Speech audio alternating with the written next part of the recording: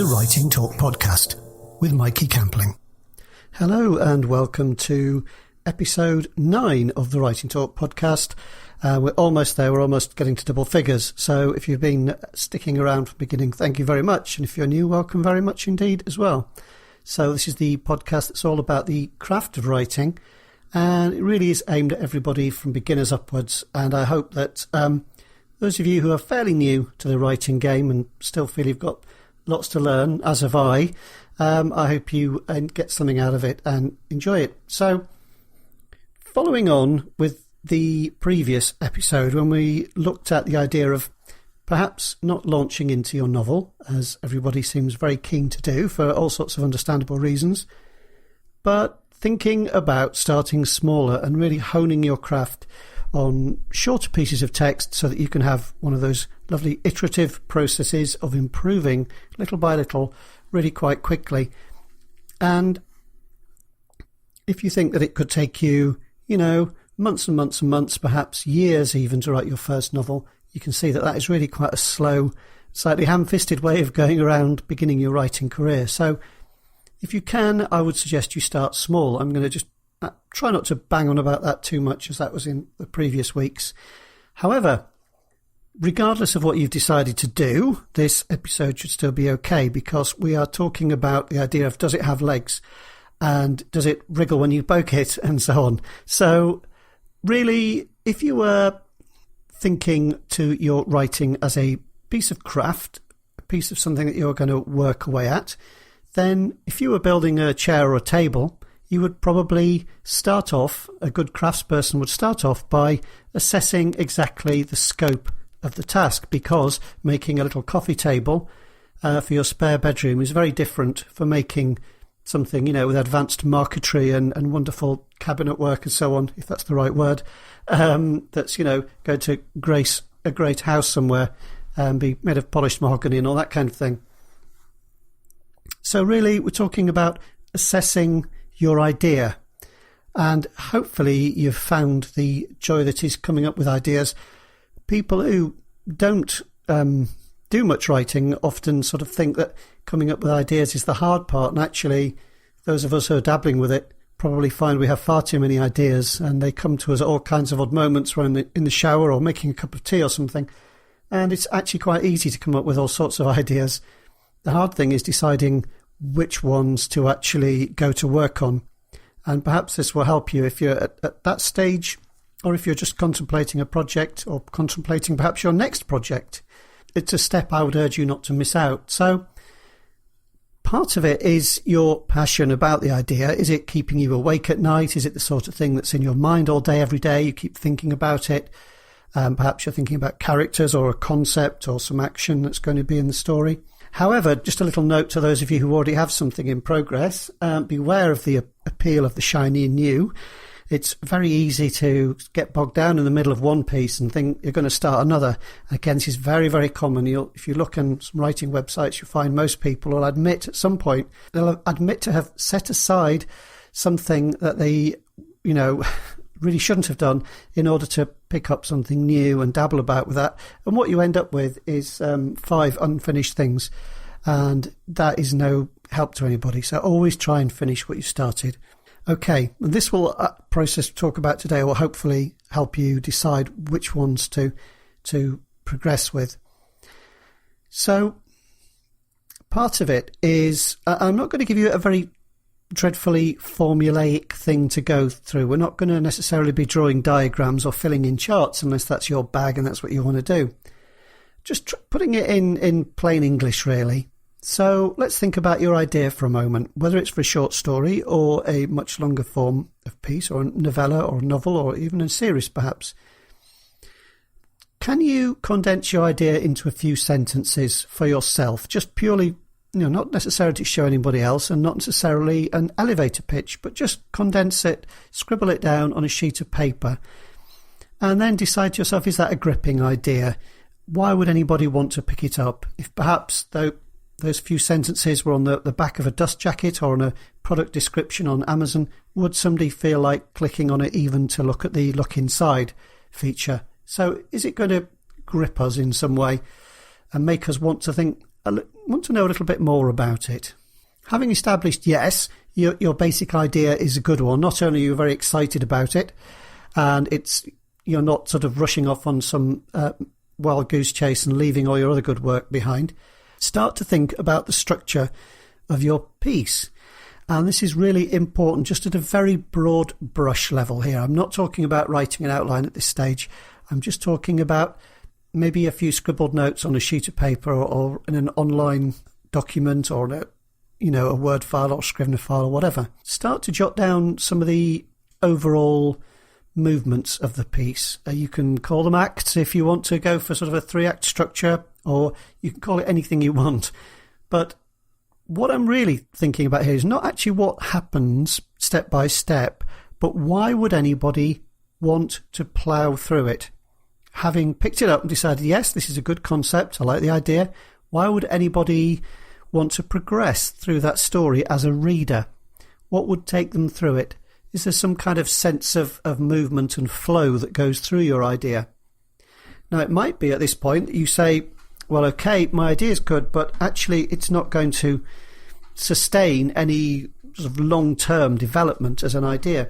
So perhaps you've really got a short form piece on your hand, and that's wonderful. That can be a very wonderful thing to do, a very rewarding thing to write, and they can come in handy. You can post short pieces onto blogs and share them on social media. You can give them away free.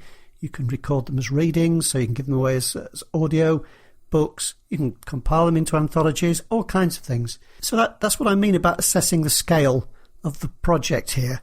So if it seems to have a fairly thin structure where, nothing much happens, kind of boy meets girl, and, that's then something happens to them, that's not necessarily going to make a great novel length. So we're probably looking for a few more ups and downs in their life together, a few more twists and turns perhaps, to help you decide if you're going to make a long piece from it.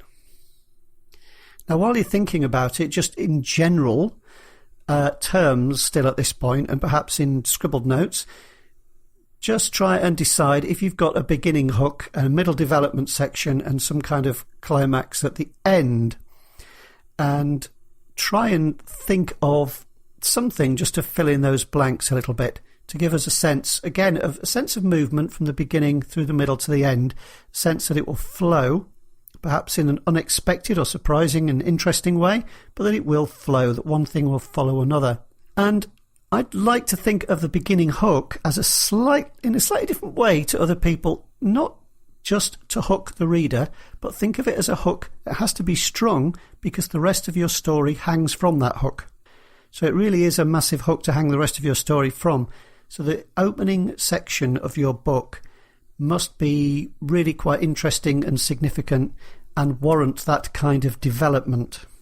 Okay, it has to be an idea that seems strong enough and deep enough to take on that level of development to make a satisfying piece.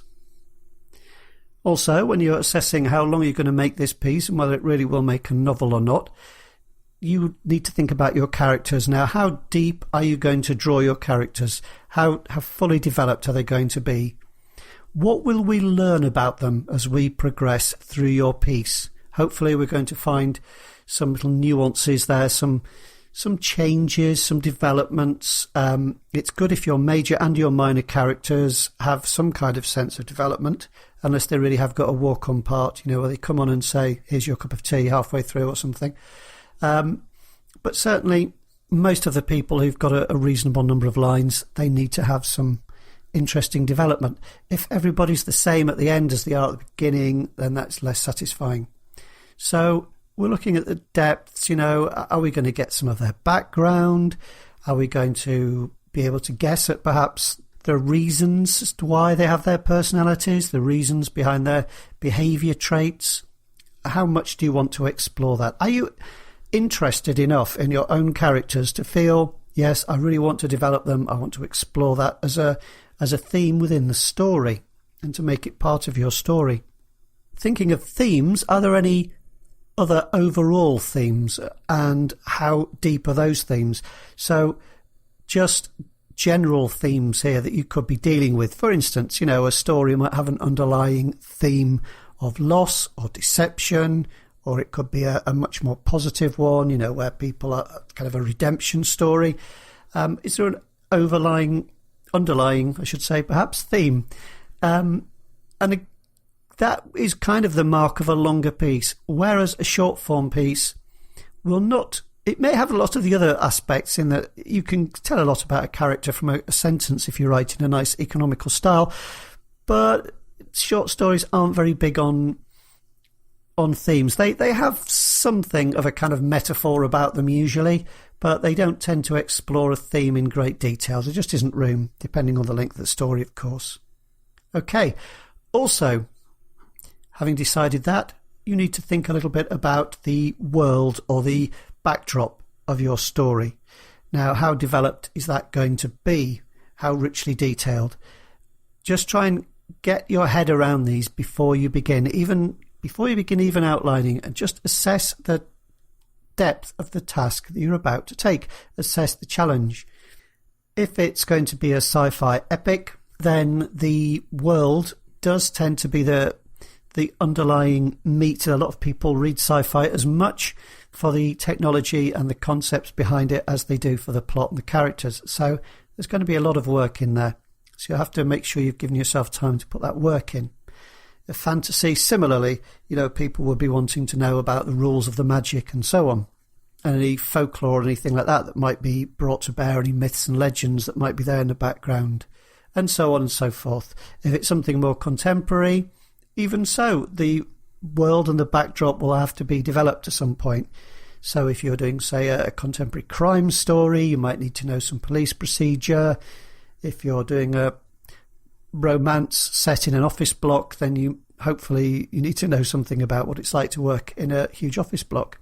I hope I'm not banging on about that to the extent of boring you, but I'm not talking about doing a detailed thing here. I'm talking about developing that mindset where you are assessing deliberately before you really get anywhere near saying what these characters are called and what they do and so on, just assessing the scale of the project.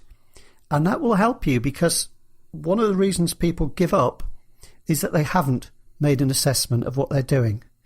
And, I do a bit of DIY, and sometimes I will make a total mess of things because I haven't really assessed the detail.